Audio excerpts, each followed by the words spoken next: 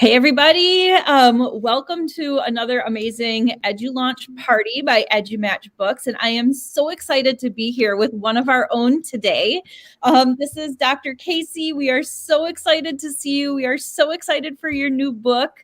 Why don't you go ahead and tell people a little bit about who you are? Thank you, Mandy, so much. I'm so excited to be here. Yay, book number 2, Cog in the Machine.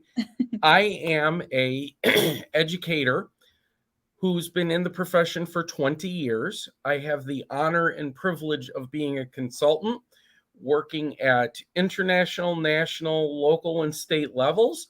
And I also, and this is the bestest, coolest part, get to teach education methods to future teachers. And I am so happy, along with my book, Thinking About Teaching. Now I have a cog in the machine. So I've got 2. I know. I'm so excited. I know. And we're going to have to talk a little bit about thinking about teaching as well, so that everybody knows that they can buy both of your books. Absolutely. Well, we're going to start out with Cog in the Machine. And one of the things that I would love for you to touch on, and I know this wasn't a planned question, so I hope it's okay. Tell me a little bit about the title. How did you come up with that? You know, Mandy, I love that you're asking me that, because people look at it and they're like, I've heard that phrase before. Yes, people have. But it's always in the idea that you can't make change, that you're a chunk and that you're a widget and you get moved in and out. You make no difference in the world. So what I wanted to do with that title was to shake people who are thinking about going into teaching, thinking about going into education administration, who are, or who know and love somebody and know, I don't know how to help them. They can read this book and understand that day to day, yes, we feel like a cog in the machine. But when you get that Facebook message or that text, or you read about a student that you had and they say to you, thank you for making all the difference in the world. You're like, ooh, maybe I'm not a cog in the machine. Maybe I have a difference to make. So I wanted to take pain, I wanted to take agony, and I wanted to take negative and flip it into a positive. Because somebody I know wrote a book about reinventing or themselves or reigniting the flame, could you believe? And so I was inspired a little bit by my fellow author to take a moment where you're like, oh, this is not to, oh, I made a difference. Yeah. I love that. And I actually, again, it was kind of an unexpected question, but I was thinking about your book today and the title, and I thought, I wonder how he came up with that. It's so interesting and really different. And I love that explanation. One thing that I love about you, Casey, I love many things about you, but one thing that I love about you is that you have such a different way of looking at stuff. Like every time we have a conversation, I feel like I come away with something that I think, oh, I never thought of it that way. And that's one of my favorite things about having conversations with you. And working with you too, as through EduMatch, and then as a fellow author and all of those kinds of things, and just as a friend. So I really, really do appreciate you. So what inspired you to write Cog in the Machine? What was it that was kind of the catalyst for that? It started with a deep-seated belief that we have to recognize that we are doing good, we can do better, but we also have to ensure that we value our small wins, but we also value our long-term wins. Because if I were to look back on my 20 plus years in education, I would, as a critically reflective educator, go, yeah.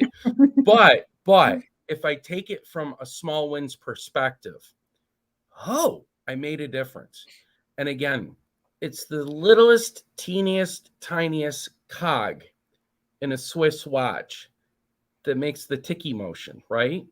But it's also huge, huge, huge cogs that turn other bigger cogs so that we can have steel, so that we can have our lumber.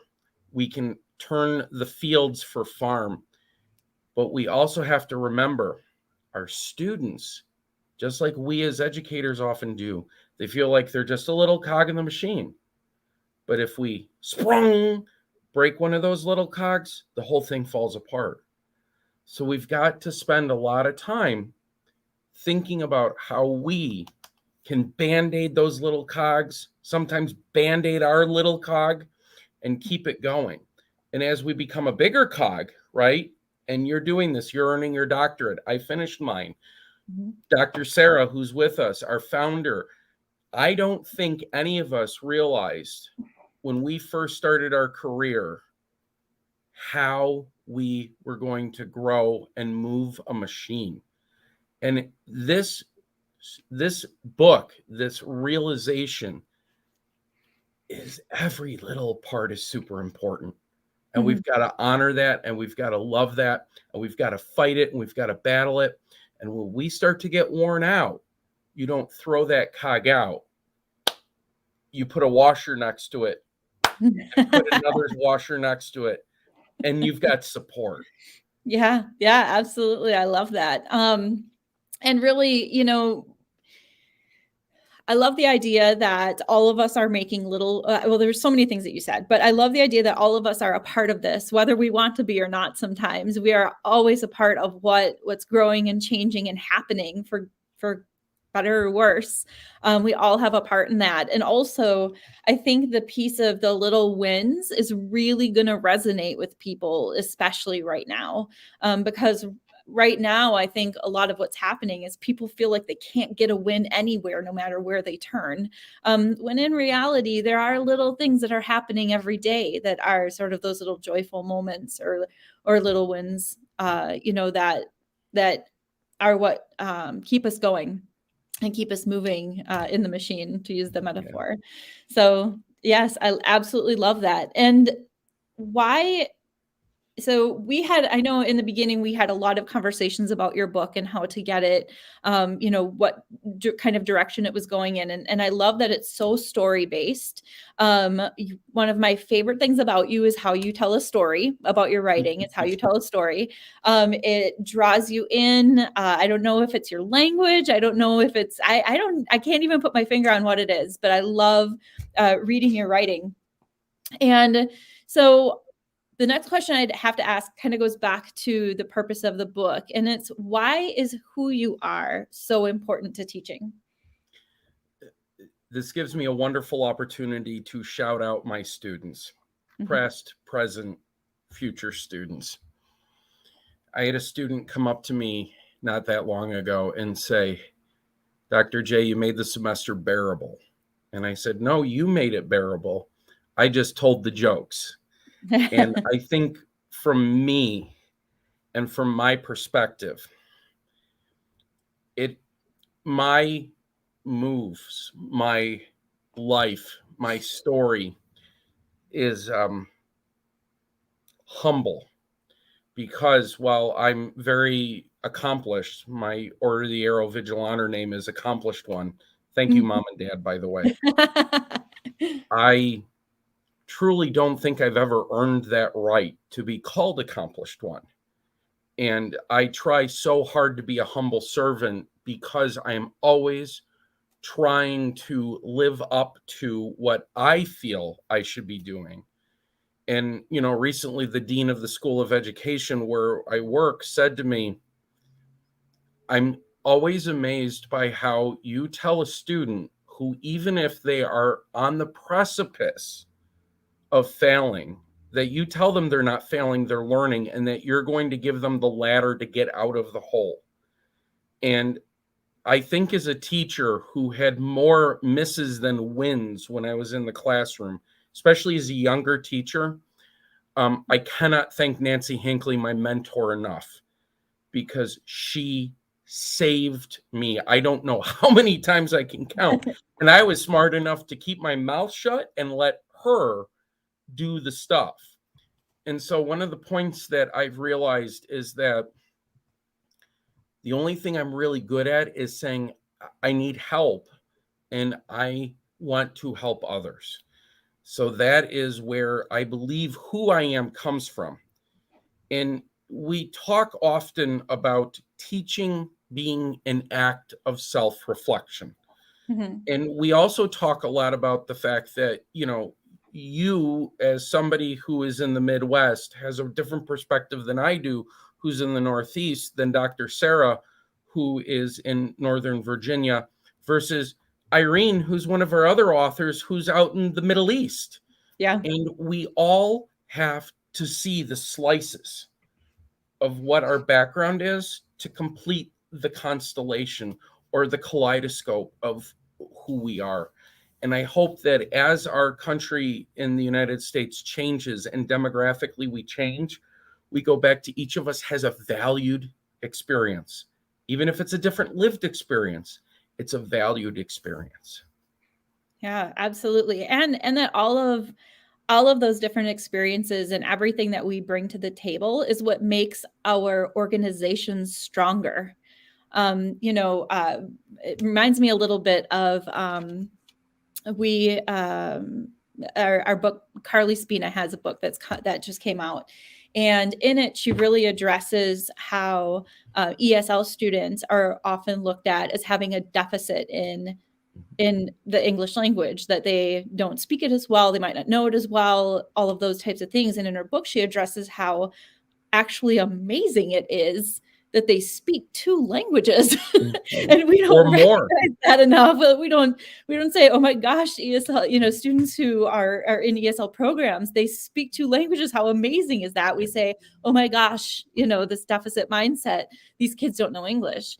And it's what those kids bring to the table that's so important that we don't always recognize. And I would say with adults, we sometimes do that same thing, that our experiences and our strengths are what make the entire education system stronger.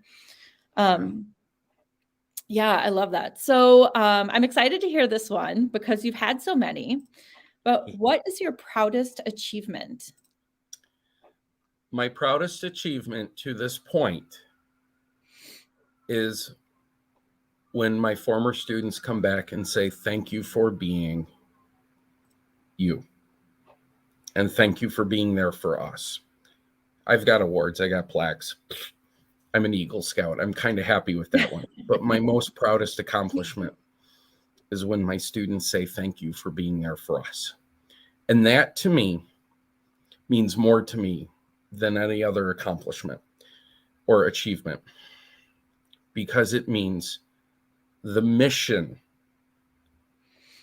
the responsibility to be there was fulfilled in a way that allowed somebody to either find their way out of a hole, to advance 1,000,000 miles, to climb a mountain they thought unsummitable, or to cross an ocean in the middle of a hurricane.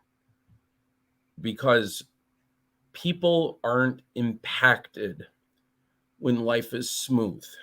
Mm-hmm. People are most impacted when their deepest, darkest thoughts, their heart or their gut is going, yeah. Mm-hmm. And sometimes, I didn't even realize I was there. And it wasn't until later when they said, hey, you were there. And it's like, but I just was, Yeah. And I think we must reflect on this so profound, important point. And I said this to my teachers because they are about ready to go out in the field, my colleagues who've grown tremendously over the semester. I said, when you walk into school, it is like an actor or an actress walking onto stage. You become the person. Mm-hmm. And I taught them that when they hit that threshold of the door, to go. And it's almost this idea that, yes, you can have the outside world. It can affect you. It can dramatically impact you.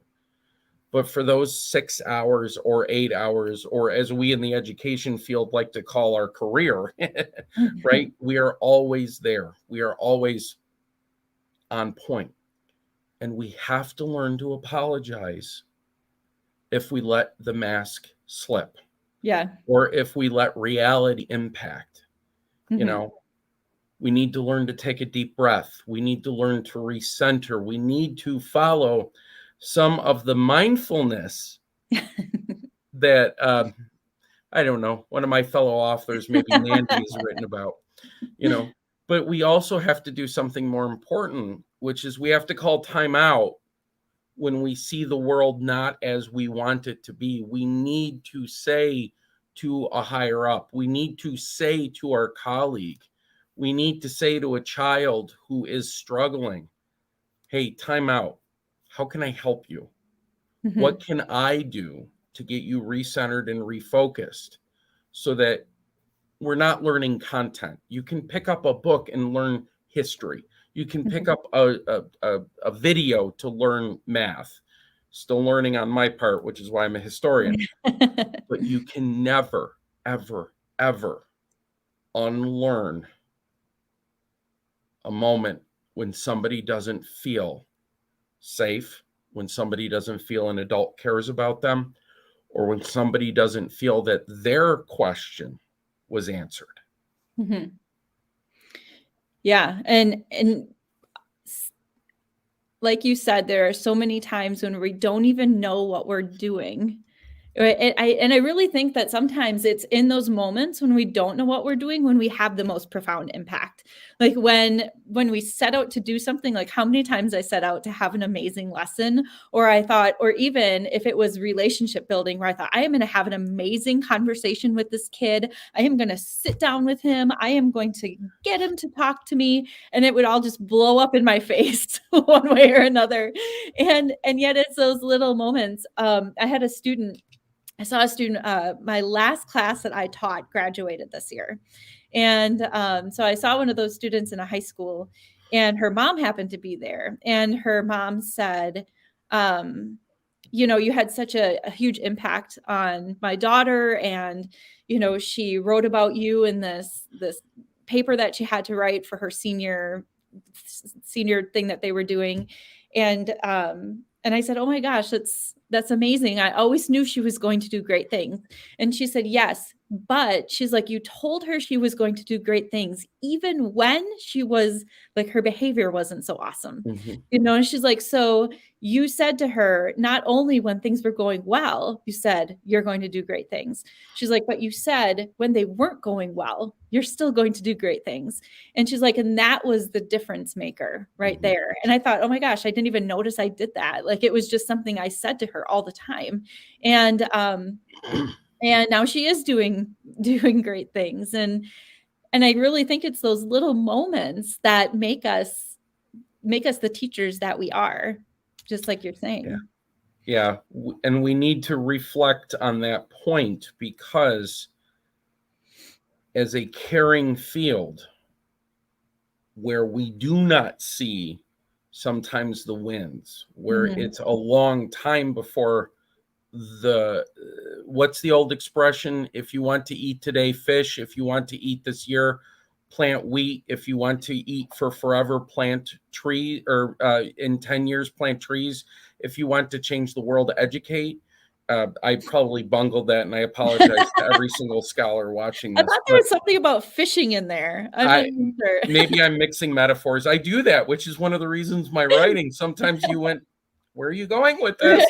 But, but I think that, you're absolutely right on that. And, I give our students, especially amongst our students who are born after the introduction of the internet, so much credit, because they are just bombarded constantly and daily.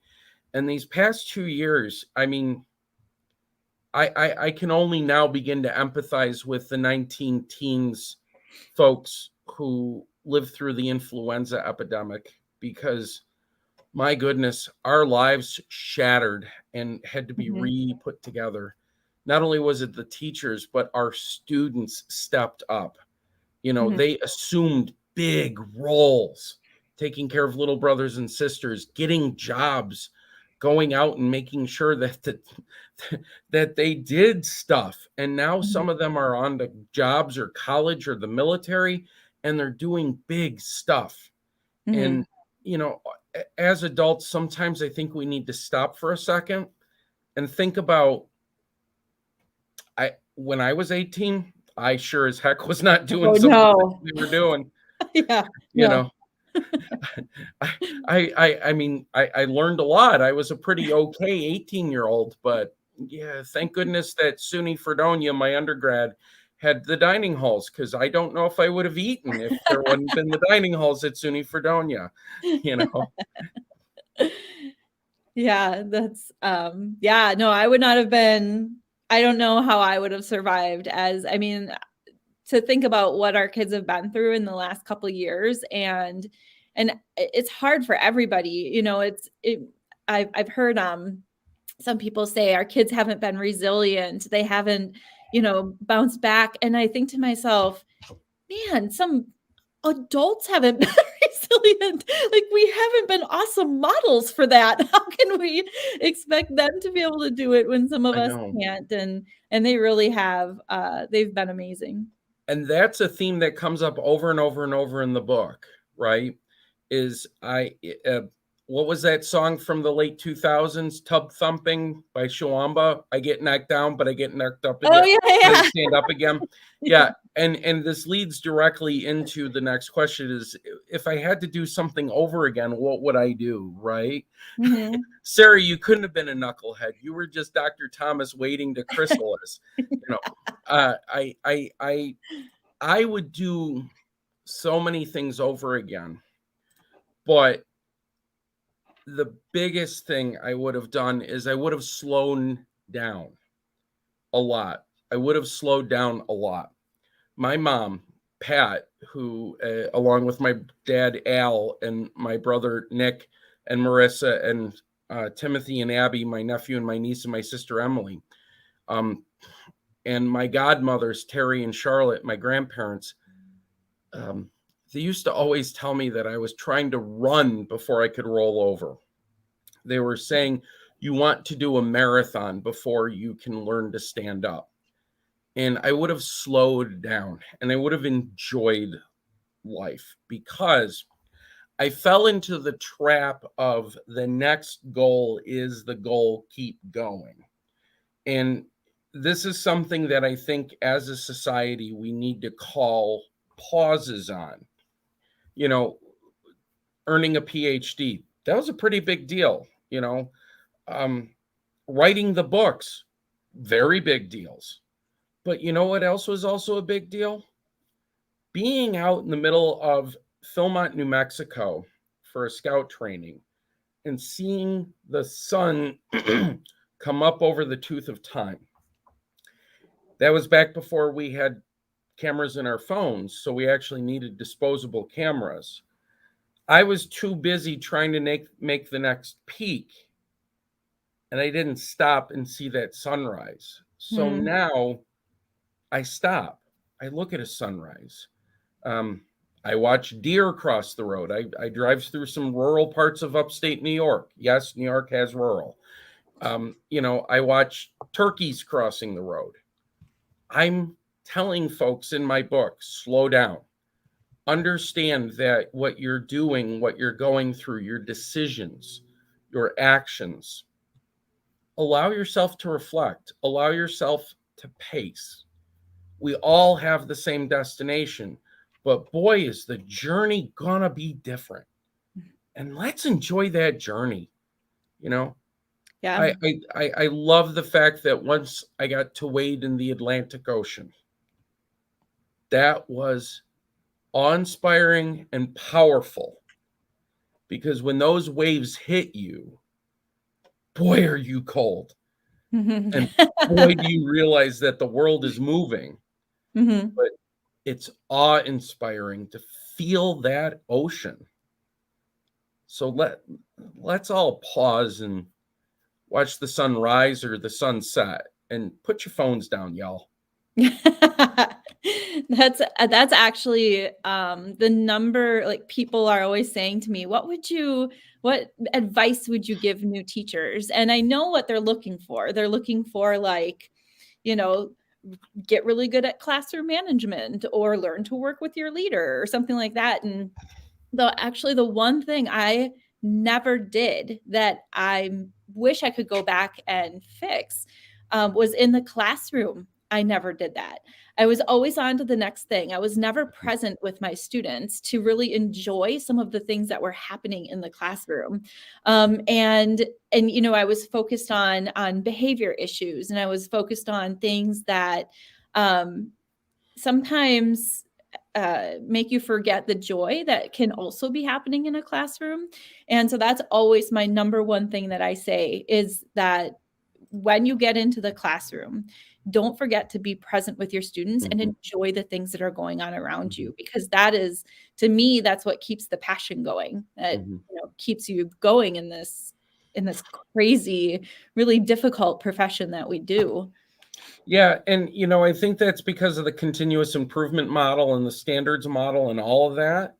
I I hope that people realize that one of my student teachers was doing a presentation, and as the kids got up, they went, "Oh, we don't want to go. We're having too much fun," and they were talking with each other all the way out the door about this amazing science lesson.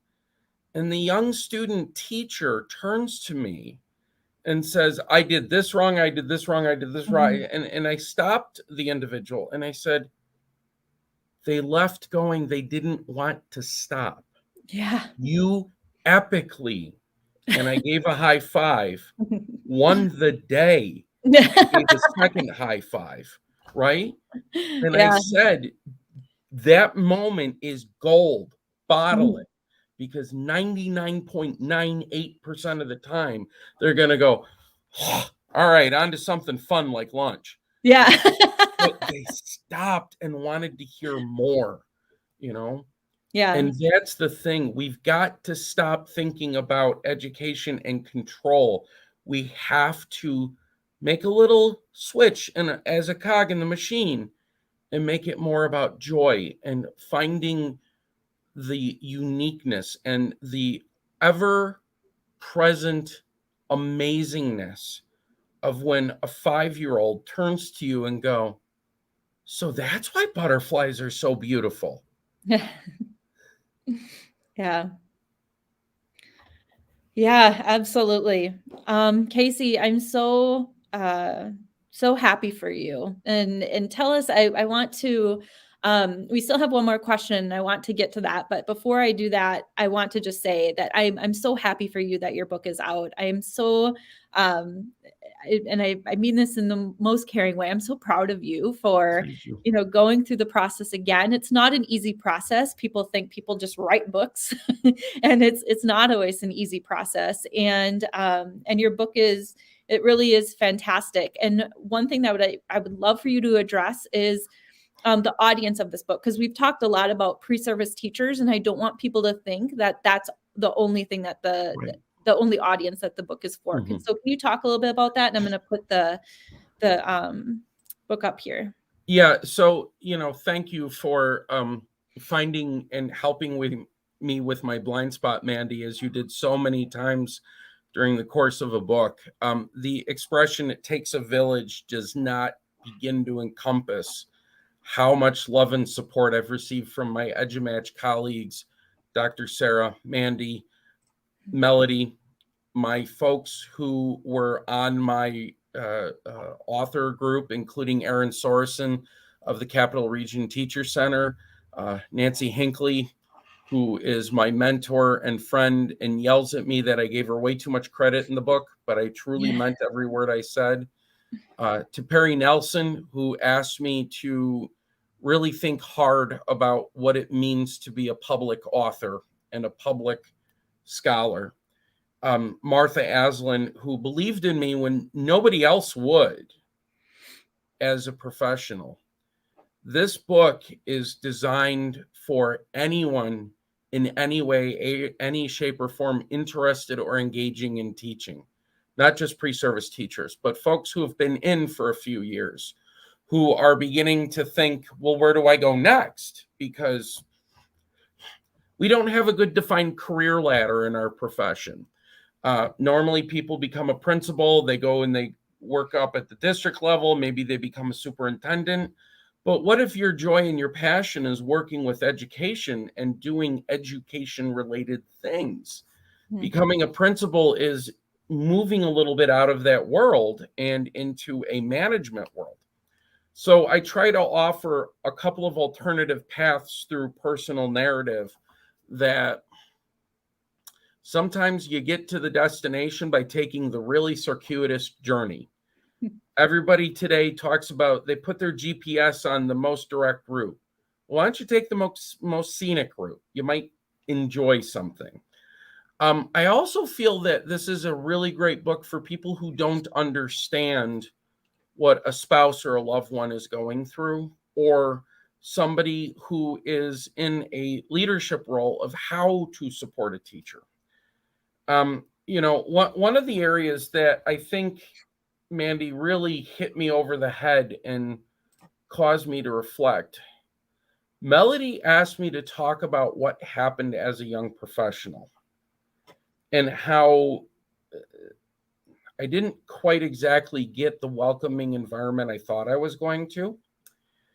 And I thought about it, and I actually sort of kind of created a model of different types of bullies. And I think that I'd like people, especially that chapter, to really focus in on the fact that there are some different types of bullies. And I'm talking about adults because students are one thing, but how in the heck is in the caring profession like education we have bullies? How is it that because somebody decided that maybe my breath wasn't as fresh as it could be, that they felt empowered to put scope in my mailbox with a note, here, you might want to use this, you're smart, right? Oh. Or, something other where it just felt like you are not welcome here. You are not one of us. And Melody McAllister of the I'm Sorry story really pushed me to think through that and to talk about how impactful that was. Mm-hmm. And you learn a lot when you're reflecting on, boy, that could have gone one of three different ways, and I chose the fourth. Yeah. But I think that it's really, really important for us to understand this. If you're not aware of what you're doing and you're causing others pain, you got to be better. But if you are intentionally going out to causing people pain, that's when somebody of import or value has to step in, because I think there's way too much. We'll just let it slide. Mm-hmm. Well, I think it's not something that's talked about, because how could we possibly allow for adult bullies when we tell kids not to bully all the time? And like how could that possibly be a thing? It feels like that wouldn't even exist in our profession. I've had conversations recently with people where I've said the things that we tell kids to do to combat bullying does not work. Mm-mm. Like, if you ever try to do those things as an adult, it's not going to work any differently. It doesn't work. Ignoring them doesn't work. Standing up for yourself doesn't work. Eventually somebody has to step in. And I think that's something we need to talk more about as a profession, actually, are those kinds of things that happen and how they impact the climate and culture of a school. One of the other things that I love about your book, and we're running out of time, so we got to wrap it up. But one of the other things I love is your focus on identity, and trying to figure out exactly who you are as a teacher within this journey of this profession. And I think that's really important because a lot of what the pandemic is doing right now is causing us to lose our identity. We've forgotten who we are because we're not the same teachers we were in the beginning of the pandemic. And for some of us, that's great. But for some of us, the things that made us strong are now, either not available, or we're not using them as much, or whatever it is. Or even, if we really felt like we are strong at relationship building and we had all of that time online, when building relationships isn't as easy. And so I think that the identity piece of your book is a really important piece as well. But one thing I would love to do, as we're wrapping up here, is that we have to pick winners of your book. Yes, we get to we pick do. 2 winners. Yes, we do. So what I'm going to do is I'm going to scroll through the comments, and you can tell me when to stop, and I'm going to pick the person who's at the top. So I'm scrolling now. You can tell me whenever. Stop. Okay. Well, Sarah Thomas is at the top. So we're going to go with Michael Harvey.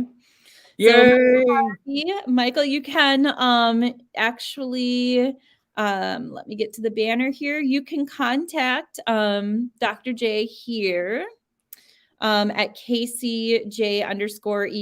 You can get him on Twitter and give him your information, and he will get you one of those books signed, sealed, and delivered as soon as he receives them as well. And then we have one more. Stop. Okay, Desmond Hasty. Yay, Desmond! What the YouTube video is. I think it might have been that I Get Knocked Down song. That was the comment. So Desmond as well can reach out to you and get one of the books sent to him too. So again, so happy for you. So excited that your second book is out. Why don't you tell us where people can find you and the title of your first book so that they can find that one too? Thinking About Teaching is the title of my first book that is also available from EduLaunch. It's been adopted by a couple of courses, so it might be something to think about if you're a faculty member or know a faculty member. Where they can find me is, of course, at kcj_edu. I'm also pretty active on LinkedIn. I'm also pretty active on Facebook. And if you Google me, I'm the only one that comes up because apparently I've got a really unique last name. Unless you're in, the Northeast or the Midwest. And tonight, while I'm launching, my Buffalo Bills are getting ready to play the New England Patriots. So hopefully I'll give them some good luck because I am a diehard Bills fan. The other area I just want to share with people is my passion truly is rural education and civic engagement. So if you think that one of the areas that we need to do is we need to think about how to engage in productive discussion and productive discourse. And so please let us all be nice to each other because the pandemic's not over. And I was in a service organization as a youth called Alpha Phi Omega, which is right out of the scouting program. And I am relearning my Greek letters with a lot more force than I thought I was going to. No kidding, right? We don't need to ever see those again, I feel like. No. Yeah, absolutely. Well, Casey, congratulations again. Thank you. For everybody else, Michael's still commenting on your bills here. But for everybody who is looking to purchase this in bulk, you can absolutely do that as well. And you can do that by contacting Sarah Thomas at edumatchbooks@edumatchers.org. And we give discounts for 10 books and over. So it's not even that many really to purchase for an entire faculty. And you can, again, contact Sarah for that. You can find Cog in the Machine and more at edumatchpublishing.com. You can also find Cog in the Machine at, say, that's really hard to say really fast, on Amazon or Barnes & Noble, and hopefully in your local bookstore. So if you have any questions, please reach out to Dr. J to get those answered for you. But otherwise, again, Casey, congratulations.